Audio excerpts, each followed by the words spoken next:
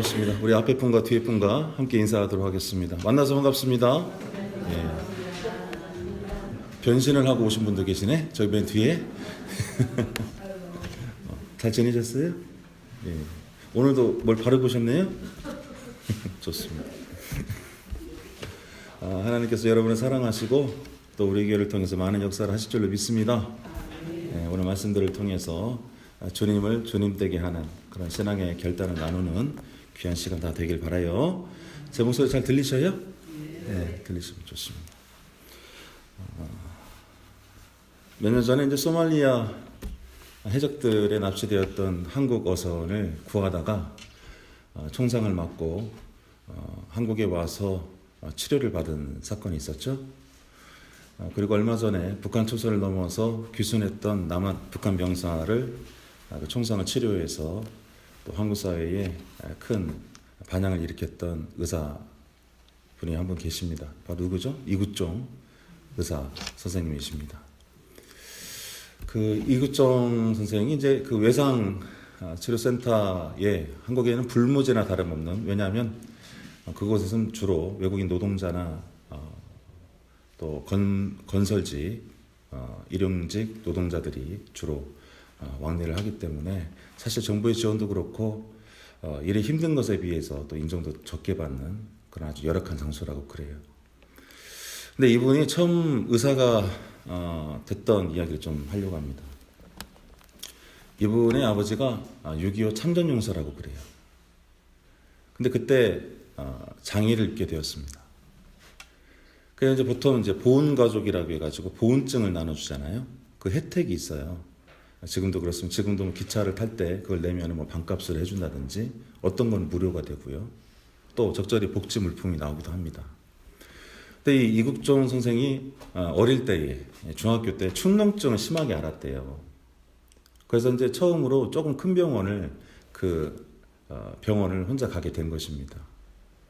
그래서 이제 치료를 받고 이제 처음에 접수를 할 때 이제 보훈증을 이렇게 냈다고 그럽니다. 그랬더니 그 보훈증을 받은 직원의 표정이 매우 안 좋았다고 그래요. 이 어린 이국종이 너무 마음에 상처를 받은 것이죠. 그러니까 그때까지는 자기 아버지나 이런 것들의 시선을 느끼지 못했었는데 그런 병원에 가서 그런 일을 당하고 보니까 세상이 사회적 약자들과 또 나라를 위해서 싸웠다 할지라도 몸이 병들거나 장애를 가진 사람들을 어떻게 대해야 하는지 아주 깊이 상처로 남게 되었다고 합니다. 근데 그가 이제 그 병원에는 가지 않고 어쨌든 치료를 계속 받아야 되니까 나중에 또 다른 병원을 갔다고 그래요. 그 병원에 가서 똑같이 이제 진료를 받기 전에 접수도 하고 이제 결제하기 위해서 보험증을 내밀었을 때 그 의사 선생님이 이런 말씀을 하셨다고 합니다. 참 자랑스러운 아버지를 뒀구나. 할렐루야. 참 자랑스러운 아버지를 뒀구나. 그 선생님의 이름도 자기가 기억을 한다고 그래요. 이학산 선생이라고 하는데, 그러니까 이 이국종 선생이 이제 어른을 처음 경험한 것입니다. 아, 좋아. 그럼 나도 우리 아버지와 같은 분들이 부끄럽지 않게 진료를 받을 수 있는 그런 의사가 되어야 되겠다. 그전에는 의사가 되고자 하는 생각들은커녕 의사를 비롯한 기성사회에 대해서 매우 불만을 가졌으나 그 한 어른의 말 한마디로 인해서 그 어린 이국종이 미래를 결정하는데 아주 큰 역할을 하게 된 것이죠. 그러면서 그가 의사가 되기로 된 다음에 이런 유명한 마음을 품게 되었다고 합니다. 병원은 돈 낸 만큼 치료받는 곳이 아니라 아픈 만큼 치료받는 곳이다. 할렐루야. 네. 병원은 돈 낸 만큼 치료받는 곳이 아니라 아픈 만큼 치료받아야만 되는 것입니다. 이와 같은 신념을 가지고 그가 지금까지 많은 선행과 또 남들의 오해에도 불구하고 깊이 하는 외과에도 불구하고 지금까지 열심히 하고 계시대요. 우리가 한 사람의 그 말이 또 그 사람을 어떻게 대해주느냐에 따라서 어떻게 변하는지 우리가 바라볼 수가 있는 것입니다. 예수님께서도 병든 자라야 의원이 필요하다고 말씀하셨죠. 누가복음의 말씀입니다. 그러니까 우리 교회도 마찬가지로 돈 낸 만큼 은혜를 입는 곳이 아니라 아픈 만큼 하나님의 은혜를 경험하는 장소가 될 줄 믿습니다. 그러니까 여러분들이 그런 하나님의 마음을 잘 품어서 여러분들의 자녀뿐만 아니라 자기 자신도 격려하시고 또 주님의 말씀으로 새로워지는 저 여러분 다 되길 바랍니다. 이와 같은 비슷한 사건이 오늘 우리가 읽었던 열왕기 하의 말씀에도 적혀 있죠. 열왕기 4장 1절의 말씀에도 적혀 있습니다만 그 사건의 내용들은 그렇습니다. 엘리사의 제자였죠. 그 제자 중에 하나가 죽게 되어서 그 빚으로 인해서 자기 아들 둘이 팔려나가는 그런 일을 경험한 아내가 엘리사에 찾아와서 어떻게 좀 해보십시오. 지금 그 얘기를 한 것입니다.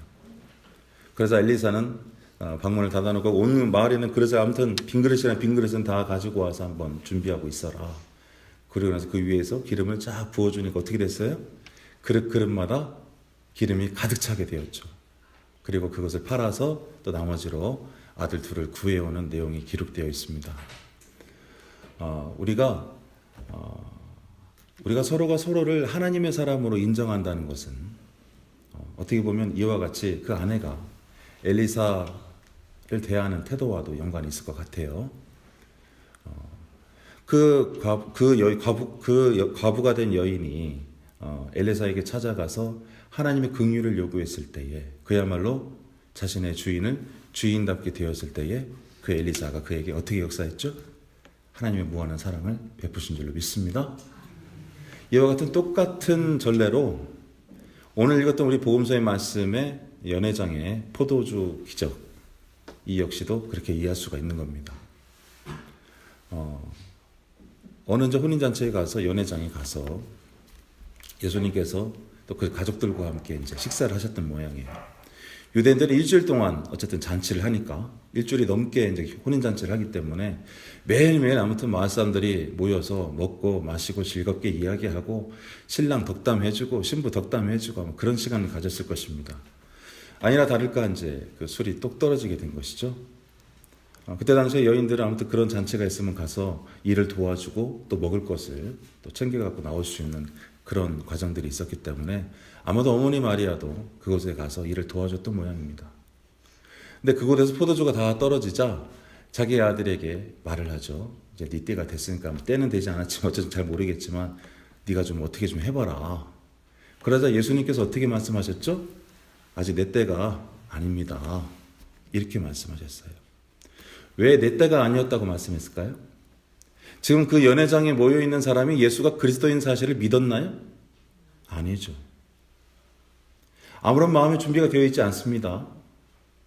하나님의 역사가 하늘에서 손뼉을 딱 치려고 노력을 하시는데 땅에서 반응하는 손뼉이 없으면 아무런 소리가 나지 않기 때문에 내 때가 아니라는 거예요. 그러나 어머니이신 마리아의 부탁으로 예수님께서 자기에게 왔던 종에게 말하여서 6가지 물 항아리에 물이 가득 채우고 그것을 나눠주려고 합니다. 그리고 그것을 물로 된 포도주를 떠서 주었더니 연회장이 난리가 났어요. 왜 그럴까요? 어느 곳을 가든지 간에 처음에는 좋은 것을 조금 내주다가 얼기하게 취하면 나중에는 후진술을 내오는데 여기는 끝이 되었는데 더 좋은 술이 나왔구나 하면서 그 잔치에 주인을 아주 칭찬해 줬던 것이죠. 그야말로 예수님의 주님 되심을 인정하는 때라야 하나님께서 똑같은 역사를 우리에게 나타내는 줄로 믿습니다. 그러니까 예수님께서는 이 땅에 하나님의 말씀으로 계시되어서 나타나서 많은 사람들에게 드러났기 때문에 그와 같은 기적사건을 통해서 많은 사람들이 그가 누구라고 알기를 원했다고 볼 수가 있죠. 그 예수가 바로 그리스도라고 많은 사람들이 알기를 바랬음을 우리가 알 수가 있는 것입니다. 순서는 조금 차이가 있습니다만 어쨌든 그 예수님이 그리스도라는 사실과 그 주님을 주님 댁에 우리가 받아들였을 때에 놀라운 역사가 나타나는 줄 믿습니다. 그렇다면 이 예수님이 오시고 나서 그 주님을 주님 되게 한다는 것이 무엇일까 우리가 한번 살펴볼 필요가 있죠. 성경에 많은 성령의 역사들이 있습니다. 사도행전도 마찬가지고요. 또 수많은 예언서에 나와 있는 기적들도 마찬가지입니다.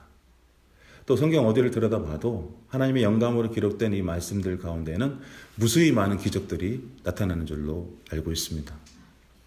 근데 이와 같은 기적들이 말해주는 것은 바로 뭐냐면 그 기적 자체의 목적이 있는 것이 아니라 하나님이 그 기적을 통해서 너희들과 함께 한다는 것이 더욱더 중요하다는 사실을 우리가 알 필요가 있는 거예요.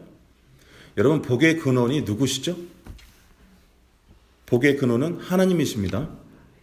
여러분, 하나님을 자기 마음에 품은 사람은 그러면 복도 아니고 복의 근원을 가진 거니까 그 사람은 행복할까요? 행복하지 않을까요? 행복합니다. 그러니까 하나님 신앙을 갖는다는 것은 복의 근원이신 하나님을 내 마음에 모시고 동행한다는 뜻인데, 그러므로 자기 영혼에 하나님으로 가득 찬 사람은 세상이 줄 수 없는 큰 기쁨과 이 모든 것들을 감당케 하시는 하나님 안에서 부자입니다. 여러분들은 부자입니다.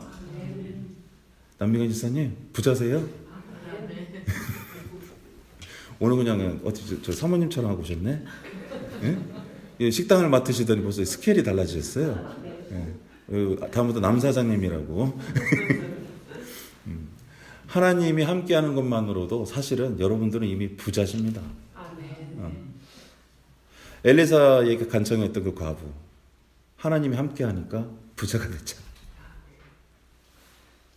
성령 안에서 여러분들이 예수를 믿었으므로 그 자체가 이미 기적이고, 그렇다는 것은 곧 여러분들이 하나님 안에서 부자가 되었다는 뜻입니다. 김행수 집사님, 부자십니다? 예, 이미 부자세요. 겁나게 부자. 또 이렇게 그런 식으로 또 아들 이렇게 저기 하시면 우리가 예수를 믿는다는 것, 하나님을 믿는다는 것은요, 세상이 줄 수 없는 기쁨 가운데 살아간다는 것을 말하는 거예요. 믿음의 원리가 그렇지 않습니까? 오병이어 사건에서 12광주리가, 누가복음에서 12광주리가 차는 사건이 있었죠. 근데 그 사건을 한번 가만히 보세요. 제자들은 지금 그 많은 사람들을 보며 앞으로 뭔가를 준비해야 된다고, 우리가 먹을 것을 준비해야 된다고 예수님께 간청했습니다. 그래야 저 사람들을 다 먹이고 어떤 일을 해야 될 거 아닙니까? 그러나 예수님께서 그 기적들을 통해서 실은 보여주고 싶었던 것은 바로 뭐냐? 준비를 금지하도록 하신 거였습니다. 무슨 얘기냐? 이 하나님 나라를 가기 위해서는, 우리가 믿음의 실험과 믿음의 도전을 하기 위해서는 준비하는 것이 아니라 하나님을 의뢰하는 것이다. 너희들이 비운 만큼 하나님이 채우실 것이다. 두려워하지 마라. 오히려 예수님께서는 그 전도 여행을 떠나는 제자들에게 어떻게 말씀하셨죠? 전대도 차지 말라라고 말씀하신 줄 믿습니다. 이게 무슨 얘기예요? 준비하는 게 아니라 하나님께 던지는 것입니다. 그 과부도 역시 엘리사에게 찾아가 어떤 심정으로 갔을까요? 던지러 간 거예요. 제가 죽게 생겼습니다. 그럼 하나님이 그 여인에게 준비할 만한 것들을 채워주셨잖아요. 연회장에 나타난 그 빈 항아리를 하나님께서 어떻게 하셨습니까? 비어있자 물로 채우고 그 가운데 포도주로 변하게 하는 역사를 채우신 줄로 믿습니다. 믿음의 길은 비워야 예수님이 보이기 시작하고, 비워야 복의 근원이신 하나님이 여러분 마음에 상주하게 되는 거예요. 그래야 여러분들이 부자가 되는 것입니다. 그런데 이러한 예수님의 준비 금지 명령, 이런 똑같은 신앙의 원리들을 우리가 좀 잊고 사는 면이 있었던 것 같아요. 오늘 시간에 말씀들을 통해서 여러분들이 우리가 하나님을 믿는 것이 선행되어야 될 것이 무엇인가 분명히 아시기 바랍니다. 우리 교회는 준비하기에 힘쓰기보다는 하나님께 던지는 데 힘쓰시기 바라요. 할렐루야. 네. 저는 조금 무겁긴 한데 저도 한번 노력해 볼게요. 그와 같은 사건들을 통해서 우리가 오늘 읽었던 요한일서 5장 1절에서 12절의 말씀들도 마지막 연관지어서 마무리를 할까 합니다. 결국 예수님께서 이 세상을 이기셨잖아요. 지금 엘리사의 예화를 통해서 또 포도주 기적을 사건을 통해서 우리가 알았던 내용들을 추론해서 이렇게 정리해 드리도록 하겠습니다. 결국 예수님과 그 예수님의 제자들이 세상을 이겼던 방법은 하나였다. 그것이 바로 뭐냐? 믿음입니다. 여러분, 믿음이 여러분을 구원한 줄로 믿습니다. 아멘. 믿음이 우리 교회를 구원할 것입니다. 아멘. 믿음이 여러분의 가정과 이 지역을 구원할 것입니다. 아멘. 세상이 아무 전대도 없이 아무런 준비도 없이 세상 예수님의 말씀을 따라서 순종하여 나간 그 제자들을 통해서 변화되었잖아요. 그들을 보면서 세상이 그들의 믿음을 보면서 감당할 수가 없었던 것입니다. 만일 그들이 자신들과 똑같이 전대의 양쪽에 차고 총과 검을 들고 세상에 나와서 싸워나가듯 살아갔다면 아마 그들은 예수교를 두려워하지 않았을 거예요. 그러나 이들은 도리어 미련한 믿음을 통해서 어떻게 했다고요? 도리어 그 미련한 믿음을 통해서 이 세상을 꺾어나가는 그 현상들을 보면서 이 세상이 깜짝 놀란 줄로 믿습니다. 오히려 비웠더니, 오히려 하지 않았더니 하나님께서 역사하셨어요.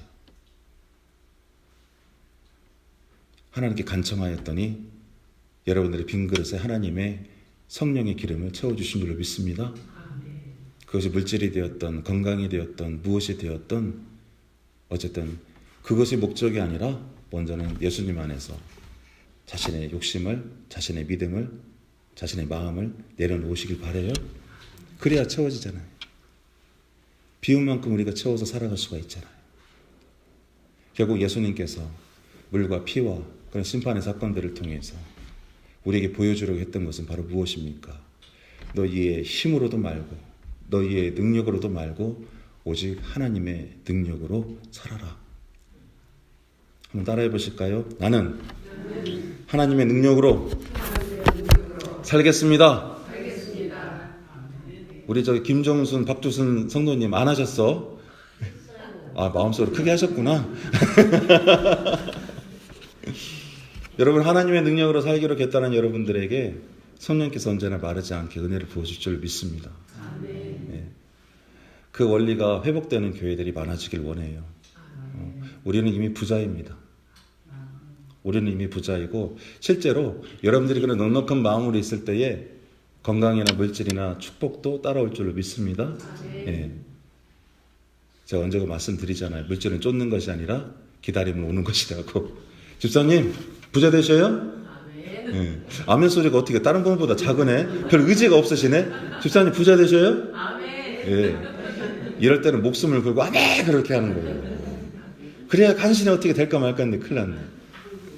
오늘 이 말씀을 가지고 한 주간에 살아가실 때에 주님을 주님 댁에 우리가 여겨드려야 마치 이국종, 그 어린 이국종을 동기부여했던 그 한마디를 통해서 그가 훌륭한 의사가 되었던 것처럼 우리의 삶도 아마도 우리 예수님께서 여러분들에게 그와 같이 날마다 인정해주고 칭찬하고 계신 줄로 믿습니다. 그 믿음 안에서 여러분도 주님을 주님 댁에 인정해 주시면 지금은 몰라도 그 과정들을 통해서 분명히 여러분들을 영적인 부자로 다 만들어 주실 거예요. 이 말씀들을 통해서 한 주간에도 또 한 해 동안에도 앞으로도 힘있게 살아가시는 저 여러분 다 되기를 주님의 이름으로 축원합니다. 기도하겠습니다.